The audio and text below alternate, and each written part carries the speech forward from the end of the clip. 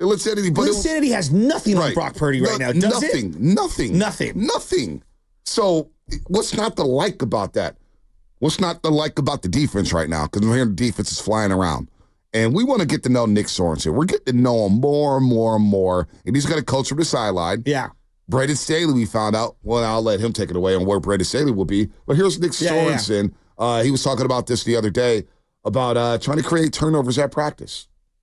Stress the ball. It's always everything. Like, that's hugely what it is. I mean, but as far as, like, scheme, we're just – every day is just work hard, get better. I mean, that's really it. Taking it day by day. There's no outlandish scheme or anything like that. It's just being detailed in what we do, and that's playing hard, playing physical, violent, having that speed and communication that we have to have, and then it's just executing. But the main thing is our guys are just competing every day. Just work hard, get better. That's your focus every day. Then stuff like that works out, and you get the ball because you're executing, and you create some confusion up front, with guys in his face, and everything just rush and coverage ties together. So it's just about the work, and guys made plays. We got guys that are making plays, and that's important. The area that I'm most concerned about when it comes to the defense, what are they going to look like without Dre Greenlaw week one? Yep. He's such a great player on game day. We don't talk enough about him Monday through Saturday. Yeah, no doubt. I just think as a fan base, he's a game day guy. Oh, he's such a game day guy. He sets tones. He makes plays. His speed. He's a team. He's a player that teams are identifying in film study. But I don't think anybody is really we don't talk enough about him. I guess is where I'm going at. No, you're right. I just love the way, being in Seattle for that Thursday night game when they had the hat and T-shirt game up in Seattle. They clinched the NFC West. And I'm just watching Dre Greenlaw before the game. And I hadn't really locked in on him before. You look at other guys. What's Debo doing? What's Warner doing? What's Shanahan doing? Where's he at? You're looking at who's doing what. And then Dre Greenlaw's in front of Anna and I's face. And Anna's like, man, look at this guy. And he's hitting the helmet. And he goes out there and I'm like, oh, I love this guy's a maniac. He's Alvin Mack 2.0. You know what I'm saying? Alvin Mack for the program. Absolutely. And then you think about the way his season played out. And you think about the way he started off that Super Bowl. It is going to be very interesting to see who fills that spot. But you know what? The Niners, as long as Fred Warner's there. Now, Orrin Burks, oh, God. That was an in-game thing. I'm going to give them more leeway. Yeah, that happened in the middle of the Super Bowl. Yeah, middle Super Bowl. You got to prep them up. They've had an entire offseason to game plan for this. I hear you, though. Yeah, but D. Winters, you hear that he's turning heads at practice. D. Winters, Jalen Graham, because Devondre Campbell, and I don't know how well he's playing, and we're going to get to Matt Burrows. How's he doing? But it is going to be interesting to see where Dre Greenlaw's at, and do they rush him back? Where's he going to be at when he does come back? Is there going to be any drop-off? Is he going to be stiff? Because remember when Quan got hurt in 2019, Quan Alexander, Dre Greenlaw got those reps, had a big game against Monday Night Football, his coming-out party against Russell Wilson, that interception almost returned it to the house in overtime. He had a monster game.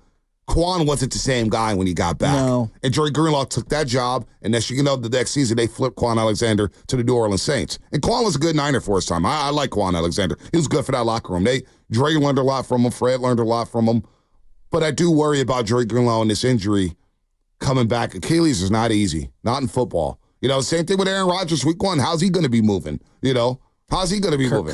Kirk Cousins, how's he going to be moving in Atlanta? Well, remember, this is so long ago, 10 years ago, but Crabtree wasn't the same explosive athlete, specifically in the first year, but he never really was the same. I thought he was better with the Raiders. He was better with the Raiders, yep. But that was like a full year removed from coming back, So, yeah, I'm very skeptical on how much of an impact he can have. And I do think that you just lose an element of physicality when you don't have him. Yep. Nick Sorensen on where Brandon Staley, part of the coaching staff.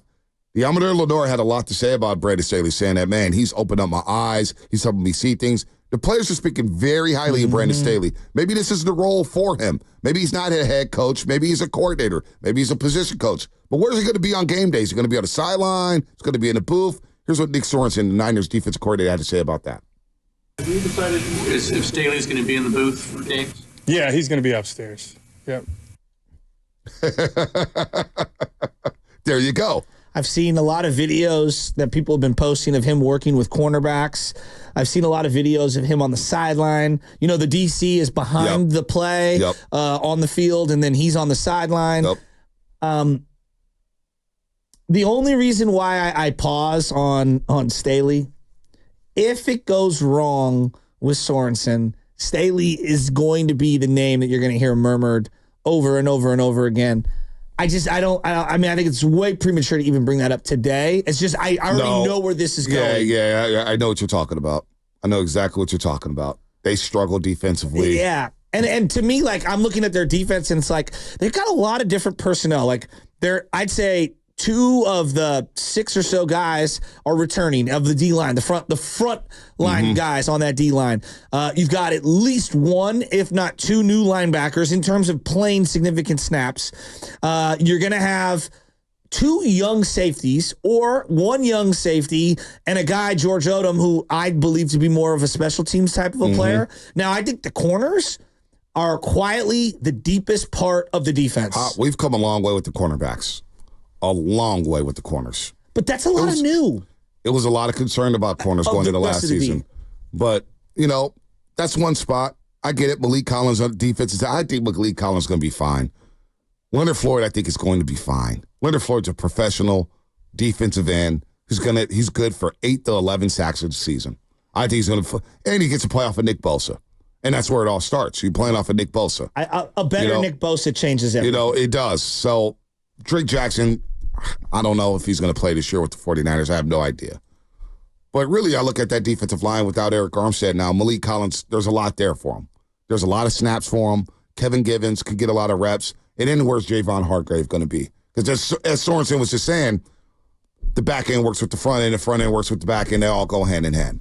Now, the one good thing, though, with these corners, Travarius Ward and Diamondo Lenore is a hell of a tandem. It really is. And the ability to move Diamondo Lenore into the slot if you want.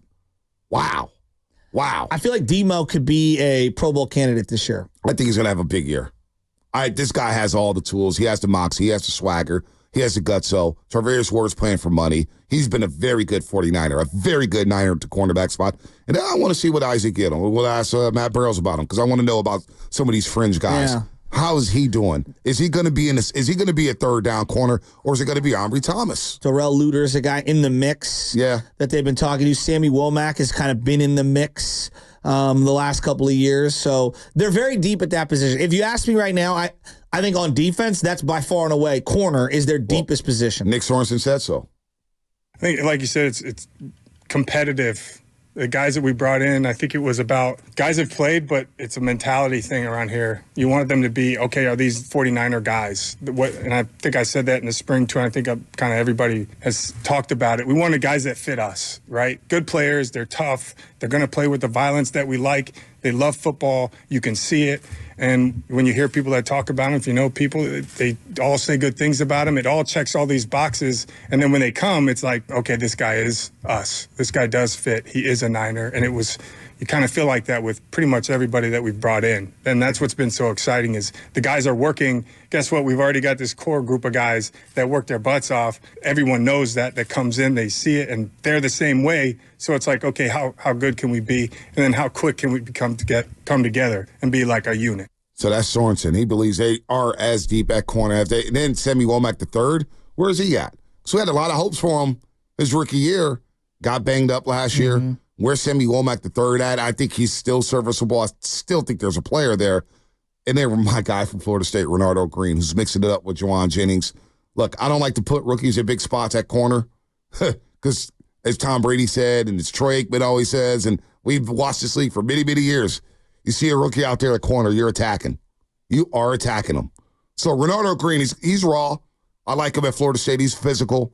But this, I do believe, man, we feel, for the first time in a long time, I feel really good about the cornerback situation. Just looking at the defense as a whole, they've been, and I think we've oversaid, like, they're defensive line driven. That's what we've said. I think they've been linebacker driven. I think they've been D-line driven. Really? Everything stems off the D-line, but Fred Warner being there kind of erases a lot of things in the middle of that field. Dre and Greenlaw Dre Greenlaw and Fred Warner, they've been together 5 years plus. You know, like I don't know. I personally believe they're very linebacker driven because those guys can do so many things. Yes, like when they want to hit their peaks, having that defensive line play at its most optimal is when they think they've been at their best. There's no doubt about it. But like the steady Eddie of the entire team has always been the linebackers. Well, they've been steady, but if this defensive line gets pressure consistently, then you don't have to blitz, and it makes the linebackers shine even more, right? So it goes hand in hand. Like you need good linebackers. Ask Philadelphia; they haven't had good linebackers. Yeah, we'll see what happens with Devin White and Kobe Dean from Georgia with Philadelphia. But for a long time, they haven't had good linebackers. So good linebacker play is essential. You need good linebackers. Kansas City has good linebackers, but what makes the Niners defense go to another level is when that D line is humming and you don't have to blitz. You could drop 7 and just rush 4. That is when they are cooking. So, but the good thing is Fred Warner is a good blitzer. You know, he had a good, like, week 2 against the Rams when they switched up their scheme in the second half and went to more man and got out of that zone defense against Sean McVay and the L.A. Rams in week 2 last year at SoFi Stadium. They used a little more blitz. They started blitzing a little bit more in that second half, and Warner was in that backfield over and over and over again. So, look, you got to be very selective with the blitzing, but what makes this defense go, I believe, Shasky, to another level is when you're just rushing 4 and you're saying, hey, Nick, hey, Leonard Floyd, hey, Javon Hargrave, Malik Collins if he's in on third down, or if it's Kevin Givens or whoever it is at D tackle, go get that quarterback. We don't have to blitz. And you can drop 7. That makes all the difference in the world because look at our receivers in the division. Puka, Cooper Kupp in L.A., DK, Jackson Smith-Njigba, Tyler Lockett in Seattle. Arizona now has Marvin Harrison Jr. They've got that tight end Trey McBride. So if you could just rush 4 and not blitz in this division, I have more power to you. This defense should be cooking. You know, I'm looking at that top 100 that we were discussing earlier. Nick Bosa was really ranked higher than Brock Purdy last year based on the top 100. He went 27. Purdy was 28. Is that accurate, Sam Lubman? He can't hear me. Bosa was 27 and Purdy was 28. All right, yeah, and? Does anyone think Bosa was better than Purdy? That's what I'm saying. Purdy was one of the 20 best players in the NFL. Just said. Purdy was top 3 in terms of impact on the 49ers last year. I'm just like Bosa in one of the worst years of his career, even, you know, the knee injury notwithstanding. Still a really good player. 27th best player. I'm shocked by that. And obviously Dre Greenlaw slips in at 76 on that one. How about this one? Well, I was going to say, I think one of the corners could get into this top 100 this year. That's where I was going to go. Yeah. I'm surprised Charvarius didn't make it. I am too. So here's Charvarius. Wasn't Charvarius All-Pro last year? Yeah. He was the first team All-Pro. But he's not in here. So Fred Warner, 11. Kittle, 14. Purdy, 28. Bosa, 27. Debo, 30. Brandon Ayuk, 66. Dre Greenlaw, 76. And it says CMC's somewhere in the top 10. You got to believe Trent's in the top 10 too, no? Oh, he is in the top 10. So, wow, 9 guys in the top 10. Or in the top 100. Yeah, that's 9 incredible. Guys. 9 guys. That's 10% of the whole list. Yeah, no doubt. Now, 209, Xfinity Mobile text line. The Niners D-line depth not as great as the 2022 year. That may be true. That may be true. We'll see, though. I like the depth that they did address it, though. They flipped a lot of things. They let Chase Young walk. You let Randy Gregory walk. You cut basically Eric Armstead. You move off of him. We'll see how deep this line is. Now, the Drake Jackson thing is disappointing because that may be just a bad pick. You know, it is what it is. You're going to have misses. They've been chasing D tackles and D ends to complement Bosa since getting Bosa. Yep.